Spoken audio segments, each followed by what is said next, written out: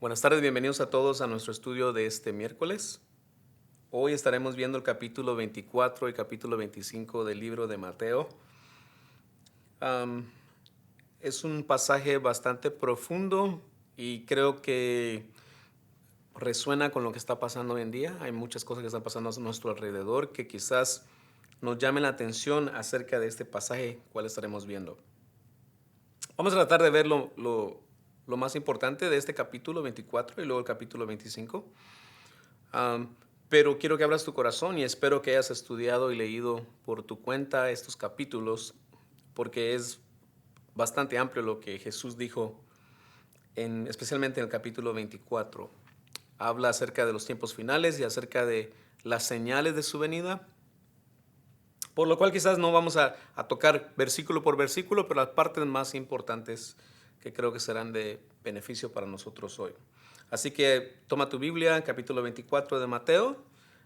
Los que están estudiando los miércoles en nuestro estudio, este año hemos estado sobre todo el libro de Mateo y espero que puedas apuntar lo más importante y cómo Dios te hable este día y también tus preguntas y dudas, y al final del estudio puedas comunicarte ya sea con nosotros o con tu líder de mesa, quien te ayudará a responder algunas de tus preguntas. Muy bien, capítulo 24 de Mateo, dice el versículo 1 en adelante: Jesús salió del templo y mientras caminaba se le acercaron sus discípulos y le mostraron los edificios del templo. Pero él les dijo: ¿ven todo esto? Les aseguro que no quedará piedra sobre piedra, pues todo será derribado. 3 versículos ahí. Hay tanto en este capítulo, pero quiero referirme a lo más importante. El capítulo 24 empieza diciendo que Jesús salía del templo, ya se iba, según este pasaje, caminaba hacia afuera y sus discípulos se le acercaron y le preguntaron, al ver este edificio, esta monstruosidad, se podría decir así, quizá no es la palabra correcta, pero este edificio era algo impresionante. Y ellos le dijeron: Señor, ¿qué piensas y qué opinas de esto? Y Jesús les dijo: ¿ven todo esto? Dice: les aseguro que no quedará piedra sobre piedra, pues todo será derribado. En este tiempo el templo era algo muy importante para los judíos. El templo era lo que ellos tenían como importante porque era el lugar donde representaba a Dios mismo. Y en cierta forma llegaron a tener una adoración por el templo aún más que a Dios. Y sabemos que la Biblia dice claramente que Dios no comparte su gloria con nadie. Y Dios es un Dios que merece toda nuestra adoración, pero a veces nosotros reflejamos nuestra adoración en otras cosas. Reflejamos nuestra forma de interpretar a Dios en algo. Y eso es lo que ellos estaban haciendo. El templo era algo increíble. Era algo increíble. Jesús habla de que se iba a destruir. Este templo ya había sido destruido una vez. El templo que Salomón edificó fue destruido. Y para ellos pensar que podía ser destruido una vez más era como algo muy increíble de creer. Como, Señor, eso no va a pasar, ¿verdad? Pero Jesús estaba hablando algo más profundo en esto. Estaba hablando acerca de los tiempos que venían, de lo que se acercaba para Israel, de lo que se acercaba para el mundo. Entonces él dice: no va a quedar nada de esto. Este edificio no va a quedar nada. Y 40 años después de que Jesús dice esto, en el año 70 más o menos, Jerusalén, el templo en específico, es destruido, es derribado. Si este edificio se hubiera conservado, sería una de las maravillas del mundo. Y en este tiempo, Jerusalén sufrió esto. Se cree que este edificio era un edificio impresionante, de unas piedras blancas de 50 pies de largo y 24 de ancho. Era increíble, tenía mucho oro por dentro, ¿verdad? Entonces, era increíble pensar que un lugar como este podía un día ser derribado. Se cree que los judíos huyeron a esconderse dentro del templo y un soldado romano borracho le prende fuego al edificio. Y el calor fue tanto que las cosas de oro se empezaron a deshacer y se fueron entre las grietas del templo, entre las grietas del piso, entre las paredes, cosas de esas. Y cuando el edificio se terminó de quemar, el oro que se fundió quedó por todas partes del templo. Y cuando desolaron la ciudad y empezaron a sacar el oro, empezaron literalmente a derribar las piedras, las paredes, para sacar y extraer el oro. Entonces se cumplió lo que Jesús dijo ahí. No quedaría piedra sobre piedra. Interesante cómo la palabra de Dios se cumple. Se cumplió la profecía que Jesús dijo, que no quedaría piedra sobre piedra. Literalmente se cumplió. En el verso 3 dice: más tarde estaba Jesús sentado en el monte de los olivos cuando llegaron los discípulos y le preguntaron en privado: Señor, ¿cuándo sucederá esto? ¿Y cuál será la señal de tu venida y del fin del mundo?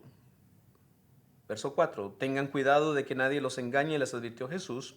Vendrán muchos que usando mi nombre dirán: yo soy el Cristo, y engañarán a muchos. Engañarán a muchos. Entonces,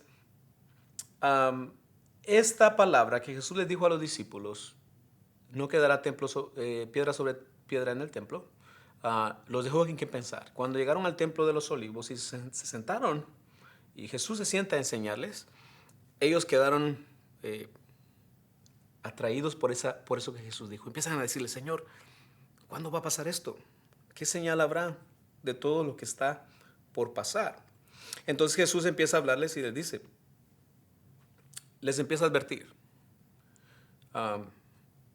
Esto va a pasar, es inevitable.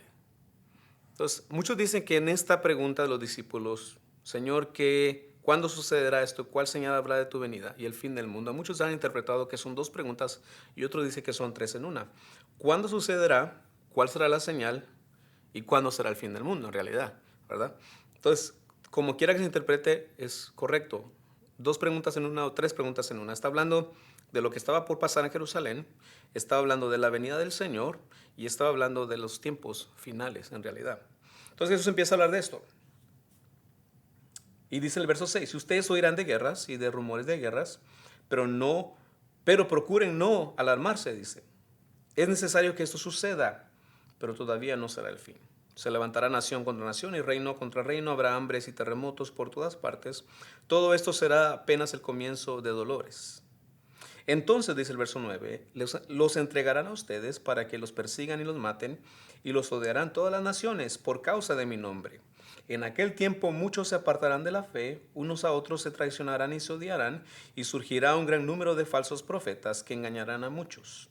Habrá tanta maldad que el amor de muchos se enfriará, pero el que se mantenga firme hasta el fin será salvo. Verso 14. Y este evangelio del reino se predicará en todo el mundo como testimonio a todas las naciones, y entonces vendrá el fin. Entonces, Jesús está tratando de explicar a los discípulos cuándo iba a pasar esto. Al año 70 se cumple lo que Jesús dijo, que el templo iba a ser derribado. Pero empezó a hablar de cosas que estamos viendo hoy en día. Guerras, rumores de guerras. Y Jesús dice: es necesario que escuchen esto. Entonces, ellos empezaron a ver cosas como estas. Guerras. El pueblo de Dios venía teniendo guerras desde el principio. Sabían que eran guerras, pero Jesús está hablando de otro tiempo aquí. Nación contra nación, reino contra reino. Empezó a hablar cosas que ellos no habían escuchado antes, como hambres y terremotos por todas partes. Y entonces dice: ese es el principio. Pero después habla acerca de las cosas que les pasarían a ellos. Ustedes van a ser entregados, ustedes van a ser vituperados, van a ser odiados, y va a haber cierto movimiento religioso entre la gente también, que van a levantarse muchos en mi nombre, dice Jesús. Y entonces engañarán a muchos y el amor de muchos se enfriará. Creo que todos hemos escuchado acerca del tiempo final, y en los últimos 40, 50 años, más que nunca hemos venido viendo cumplimiento de muchas de estas cosas. Hay mucha destrucción, hay mucha guerra, hay mucho cosa entre una nación y otra. Hay cosas como estas, han habido hambres y terremotos y seguirán habiendo. Es parte del cumplimiento de la palabra de Dios. Mucha gente se pregunta hoy en día: ¿esto que está pasando, con este virus que está alrededor de nosotros? Es parte de la palabra de Dios, es parte de la profecía. Es cierto que hasta el tiempo final. Bueno, es parte de este cumplimiento. Van a venir muchas cosas, dice aquí, muchos dolores, ¿verdad? Y luego empieza a hablar que esos son los señales antes de que pasen cosas ah, como las persecuciones, como las guerras y la gente se entregue unos a otros, cosas de esas. Que al final, dice, muchas de estas cosas van a hacer que muchos creyentes se enfríen. Muchos de estos creyentes se enfríen. Una forma de Jesús de decir que en los tiempos finales va a venir mucha cosa que va a hacernos dudar de nuestra fe, que va a hacernos pensar, que nos va a hacer tambalear, quiso decir Jesús. Son cosas que van a pasar. Vendrán muchos en mi nombre, dice Jesús. Yo soy el Cristo, ¿verdad? Habló acerca de Jesús entonces de que vendrían personas en su nombre, presentándose en su nombre, diciendo yo soy el Cristo. Cuando leemos la historia, se habían levantado muchas personas antes de Jesús. Se habían muchas personas proclamado ser el Cristo. Y hoy en día se siguen levantando personas proclamando que son el Cristo en diferentes partes del mundo. Mucha gente cree que Jesús ya vino otra vez. Hay diferentes interpretaciones de esto y hay muchos que se han levantado, hay muchos que han escrito libros, hay muchos que han formado organizaciones, religiones basadas en que ellos son la revelación nueva de Cristo a la tierra. Lo cual, de acuerdo a la palabra de Dios, está cumpliéndose esta palabra. Muchos se van a levantar diciendo algo en nombre de Dios, cuando en realidad no lo son. Y Jesús nos dice aquí en este pasaje que el amor de muchos se enfriará a causa de la maldad. No está hablando a causa de lo que va a pasar, terremotos, cosas de esas. A causa de la maldad del hombre, la fe de muchos se enfriará. Nos tiene que poner a pensar eso. Nos tiene que poner a pensar en que van a venir personas que van a engañar a muchos con señales, con prodigios, con su forma de hablar, pero que en realidad no son personas que vienen de Dios. Versículo 13 nos dice, pero ustedes manténganse firmes, y el que esté firme hasta el fin será salvo. Entonces son un grupo de señales que no son en realidad el fin del mundo todavía, pero son señales antes del fin del mundo. Os entregarán a tribulación, dijo Jesús, y los matarán. O sea, una combinación entre lo que iban a pasar ellos desde ese tiempo hasta lo que viene para el final. Los discípulos vieron cumplido esto. Los discípulos vieron cumplido parte de esta profecía. Y hay cosas que ellos por eso preguntaron, ¿cuándo va a pasar todo esto, Señor? Dinos, ¿cuándo van a pasar todas estas cosas? Verso 14. Y este evangelio del reino se predicará en todo el mundo como testimonio a todas las naciones, y entonces vendrá el fin. Creo que hoy en día estamos mucho más cerca que nunca de este pasaje, que se está predicando el evangelio en todo el mundo. Con lo que está pasando hoy en día vemos cómo la comunicación camina tan rápido y podemos saber qué está pasando en cualquier parte del mundo en cuestión de segundos. ¿Quiere decir que puede ser que se esté cumpliendo esta profecía? ¿El evangelio se está predicando en todo el mundo? Yo creo que sí. Creo que estamos más cerca que nunca de ver que la palabra de Dios está corriendo alrededor del mundo, como nunca. En nuestra propia ciudad, en nuestros propios medios vemos cómo la palabra de Dios está corriendo más que nunca a través de esto, a través de las redes sociales, a través de la televisión, de la computadora, del internet. Se está cumpliendo esta palabra. Y sería muy difícil pensar que quedan pocos lugares todavía donde no se ha predicado el evangelio. Hay una ventana todavía que todos sabemos que es la que las misiones están enfocadas en alcanzar. Y esa ventana sigue siendo uno de los lugares más difíciles de predicar, pero incluso en esos lugares ya se ha predicado la palabra de Dios. Entonces, vendrá este evangelio, dice, a todo el mundo, y vendrá entonces el fin. Verso 15, cuando vean en el lugar santo el horrible sacrilegio del que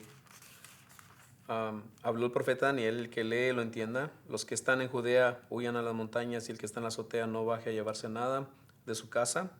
El que está en el campo no regrese para buscar capa. Qué terribles serán aquellos días para las que estén embarazadas o amamantando. Oren para que su vida no suceda en invierno ni en sábado, porque habrá una gran tribulación como no la ha habido desde el principio del mundo. Hasta ahora ni la habrá jamás. Si no se acortarán esos días, nadie sobrevivirá. Pero por causa de los elegidos se acortarán. Entonces, si alguien le dice a ustedes, miren, aquí está el Cristo, allá está, no lo crean, porque surgirán falsos profetas y falsos cristos que harán en grandes señales y milagros para engañar, de ser posible aún a los escogidos. Fíjense que se lo he dicho a ustedes de antemano. Por eso, si les dicen, miren que está en el desierto, no salgan, o miren que está en la casa, no lo crean. Porque así como el relámpago que sale del oriente se ve hasta el occidente, así será la venida del Hijo del Hombre. Donde está el cadáver, allí se reunirán los buitres, e inmediatamente después de la tribulación de aquellos días se oscurecerá el sol y no brillará más la luna, y las estrellas caerán del cielo, y los cuerpos celestes serán sacudidos. Entonces Jesús empieza a hablar de tiempos finales, de las tribulaciones que vienen a la tierra.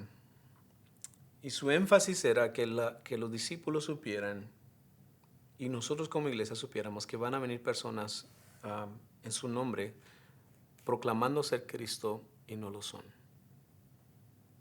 Hablando de los tiempos finales, de la gran tribulación, yo sé que hay mucho que decir en cuanto a esto, pero en realidad lo que el Señor nos quiso decir aquí es, vienen tiempos difíciles y solamente el que esté fundado en la fe va a lograr entender cuál es el verdadero Cristo, el verdadero Jesús que va a venir a la tierra otra vez. Y habla cosas como estas, las destrucciones y cosas de esas, la gran desolación, todo eso. Muchos pensaron en cierto tiempo que se había cumplido esta profecía cuando llegaron cosas como esta, la gran desolación que llegó a Jerusalén cuando sacrificaron animales dentro del templo de Dios, cuando Jerusalén sufrió toda esta persecución y todo esto que vino, el quemar el templo y cosas de estas. Pero Jesús está hablando aquí de los tiempos finales, de los tiempos que vienen, cuando vendrá mucha más persecución, cuando vendrá muchas más cosas que serán nada como lo que hemos visto hoy en día. Vendrán tiempos muy difíciles.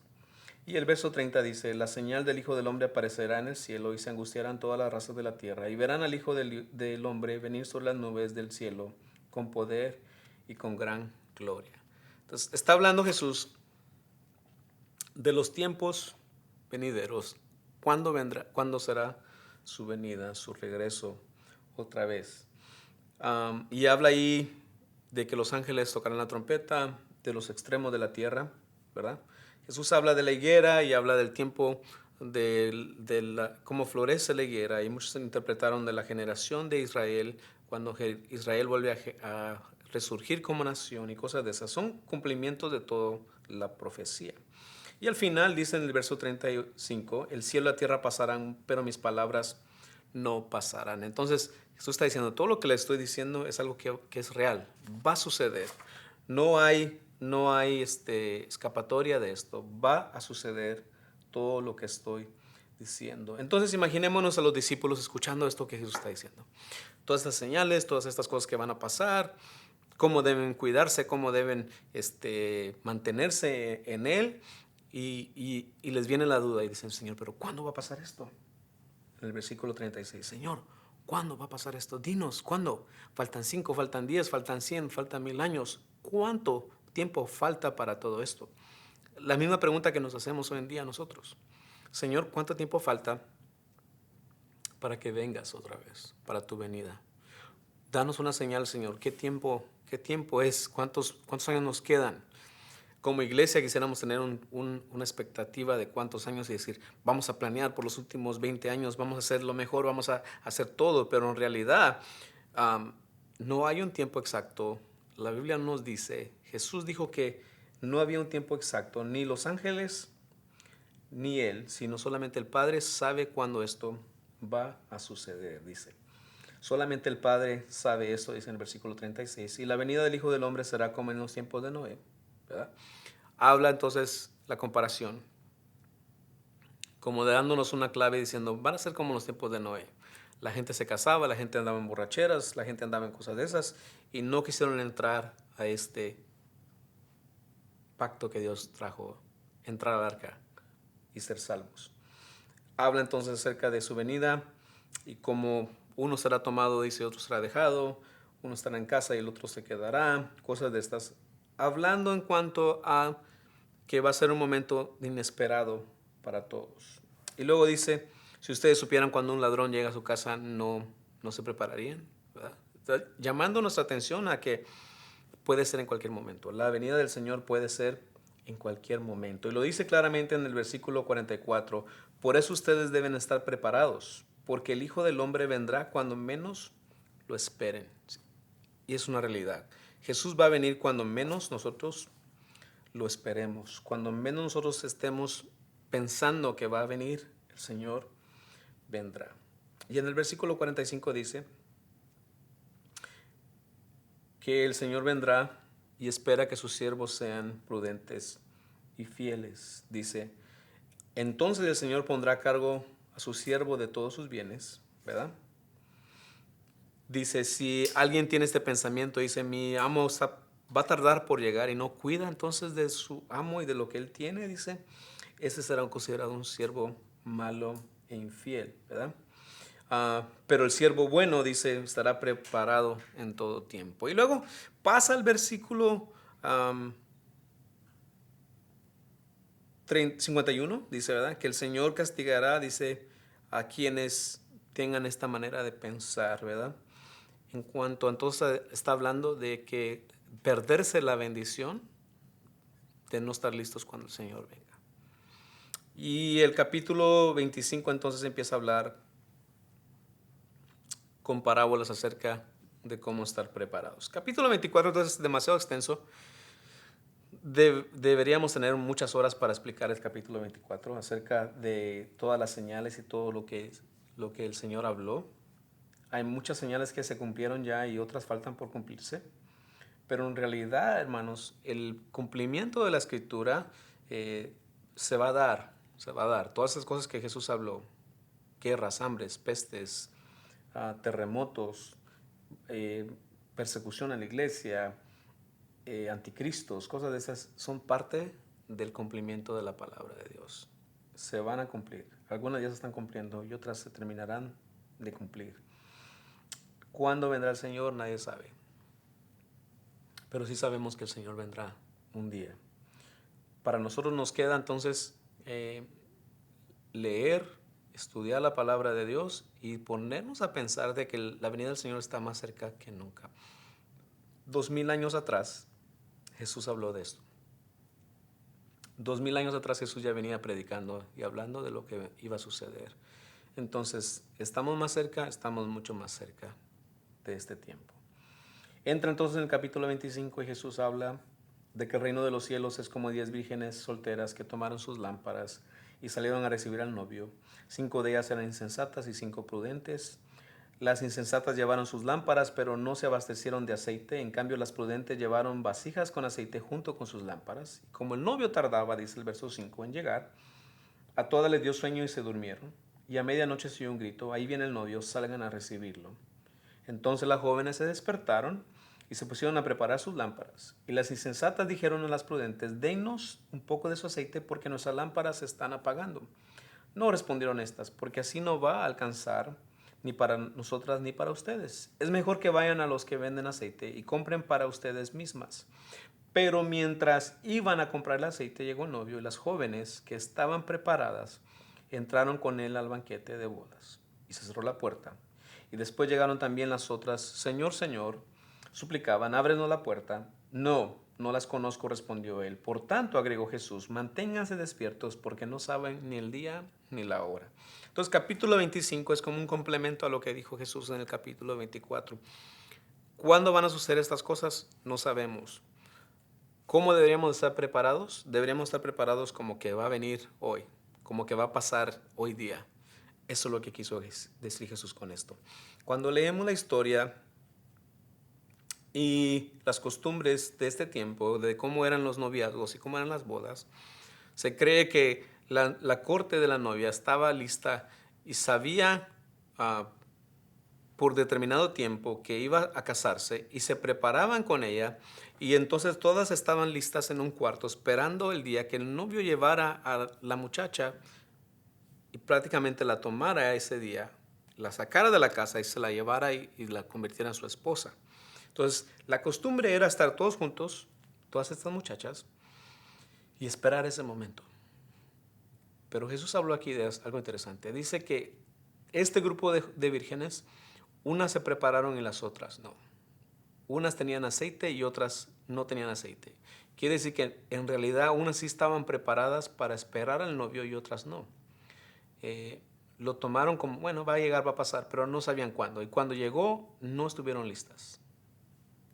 Habla del aceite que dice que no les iba a alcanzar si lo repartían entre unas. Entonces, lamentablemente quiso decir Jesús con esto, las que no estaban preparadas se perdieron de las bodas. Cuando quisieron entrar, dijo, no las conozco y no las dejo entrar. Entonces está hablando del tiempo final, de aquellos que estén preparados para cuando Jesús venga.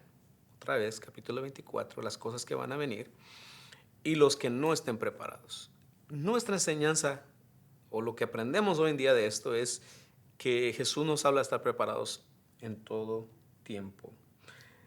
Versículo 14 habla de que el reino de los cielos es semejante a un hombre que hizo un viaje y dejó encargados a sus siervos todos sus bienes. A uno le dio 5,000 monedas de oro, a otro 2,000 y a otro solo 1,000, a cada uno según su capacidad, y luego se fue de viaje. El que recibió 5,000 negoció con ellas, dice, y ganó otras 5,000, y el que recibió 2,000 ganó otras 2,000, pero el que había recibido 1,000 fue, cavó un hoyo en la tierra y escondió el dinero de su señor.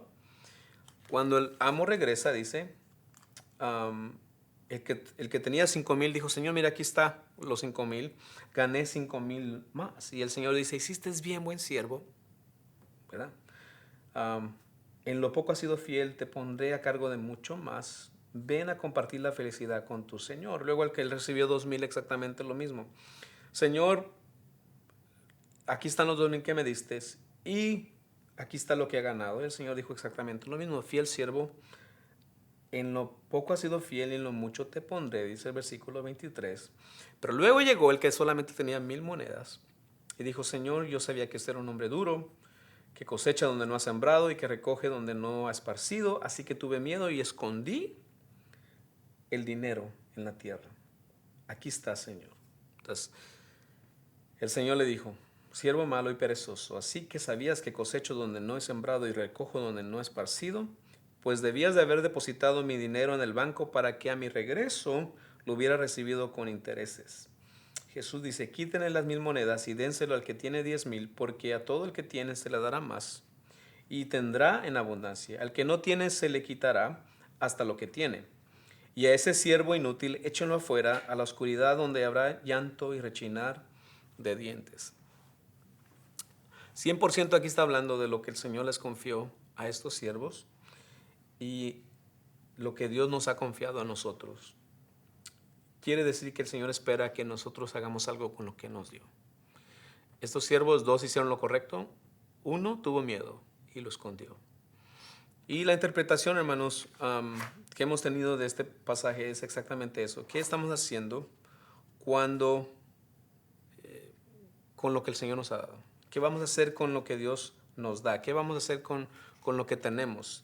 Y encontramos en la Biblia de que todo lo que el Señor nos lo da con la intención de ser de bendición a otros, con ser de bendición a muchas más personas. No solamente es para nosotros, no solamente es para que nosotros lo tengamos y lo atesoremos, es algo que necesitamos darlo, necesitamos compartirlo. El pasaje aquí habla del esfuerzo que hicieron los hombres en que el Señor recibiera más por lo que tenía, ¿verdad? Y el que exactamente no hizo nada. Sus talentos y sus recursos fueron usados. ¿Qué es lo que Dios nos ha dado hoy en día?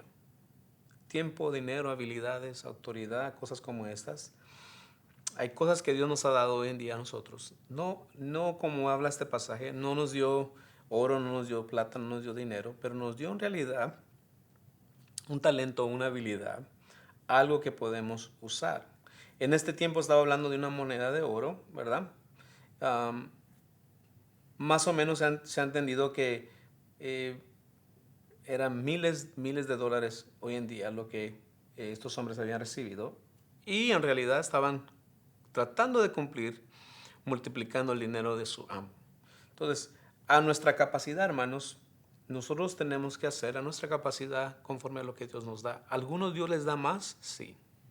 Y eso nadie lo puede medir. Eso es de acuerdo a la gracia de Dios. Algunos tienen más talento que otros, por supuesto. Pero en realidad no está hablando de cuánta cantidad tenían, sino qué estaban haciendo con eso.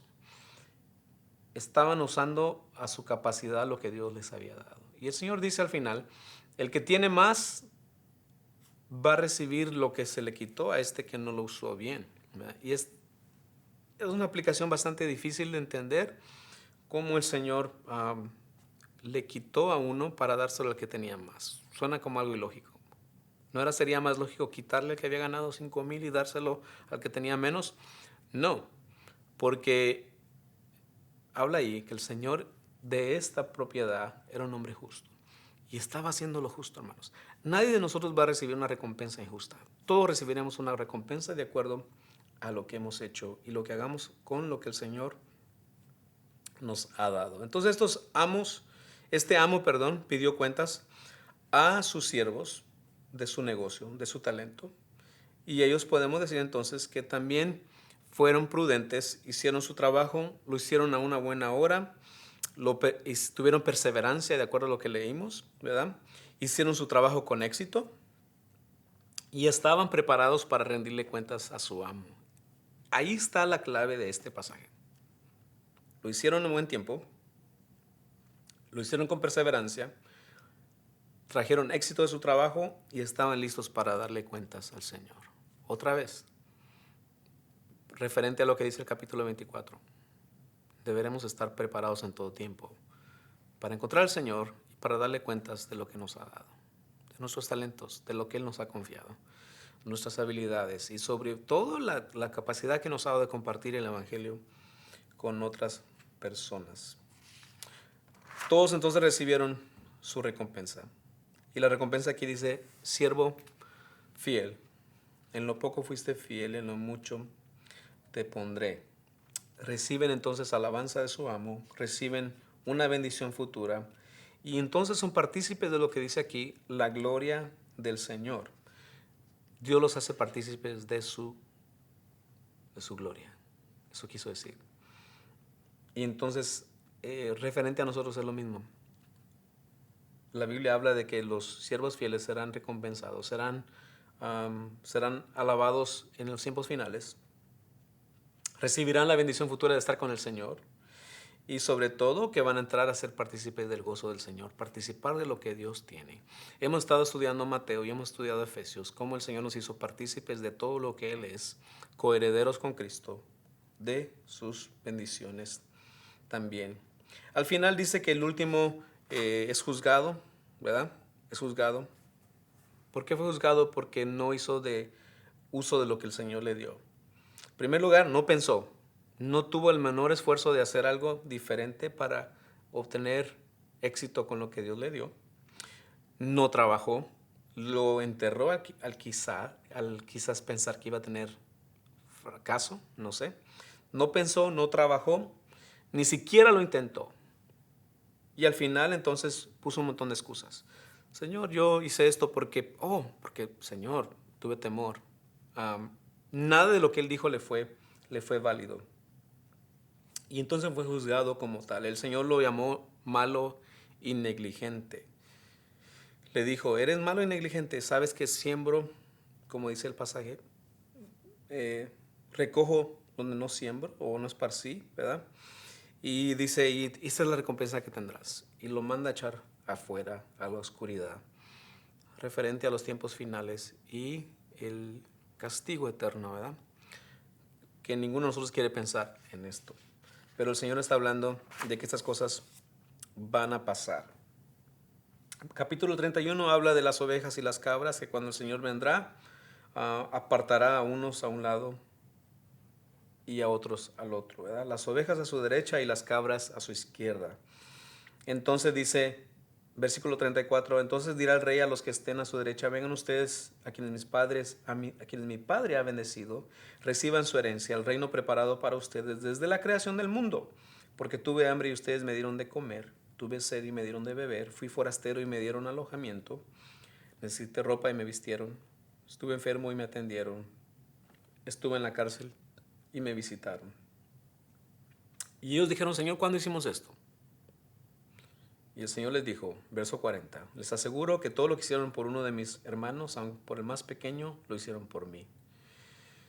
Entonces, habla de las ovejas y las cabras. Hay una diferencia muy grande entre ser oveja y ser cabra. La oveja es muy mansa, la cabra es muy hiperactiva, por decir así. La oveja es muy dócil, la cabra es terca. Y entonces está hablando Jesús de esta diferencia. Dice, los que son ovejas, me oyen. Jesús habló mucho de esto. Yo soy el buen pastor, nadie entra sino por mí, yo soy la puerta, mis ovejas conocen mi voz, ustedes son mi manada en mi mano, nadie los va a arrebatar. Hay muchas referencias acerca de las ovejas. Jesús solamente habló de este pasaje de las cabras cuando habló de aquellos que al final no hicieron lo que el Señor quiso. Cuando habla de las ovejas dice que el Señor van a estar a su derecha y van a recibir una bendición y una recompensa. Pero me llama la atención que dice que ninguno de los que estaba aquí se dio cuenta o pensó que lo estaba haciendo para el Señor. Y Jesús les dijo, ustedes lo están haciendo, lo hicieron como que fuera para mí. Todo lo que hicieron lo correcto. Dieron de comer, dieron de beber, ayudaron al forastero, dieron alojamiento al que lo necesitaba, visitaron al enfermo, visitaron al que estaba en la cárcel. Entonces dice el Señor, gracias por hacerme esto. Y ellos dicen, Señor, ¿cuándo hicimos esto? Jesús dice, cuando ustedes lo hicieron a uno de mis pequeñitos, es como que me lo hayan hecho a mí. Es una realidad. Lo que hacemos, lo hacemos como para el Señor. Y el Señor dice, por tanto, ustedes van a recibir la recompensa, ¿verdad? Más adelante, verso 41 dice, pero los que estaban a su izquierda, las cabras, el Señor les dijo, apártense de mí. Y luego dice, malditos al fuego eterno preparado para el diablo.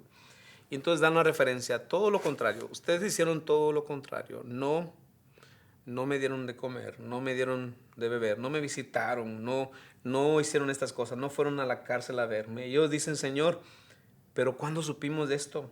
No supimos que estabas enfermo, no supimos que estabas en la cárcel, no supimos que tenías hambre, ¿verdad? Empezaron a poner todas las excusas.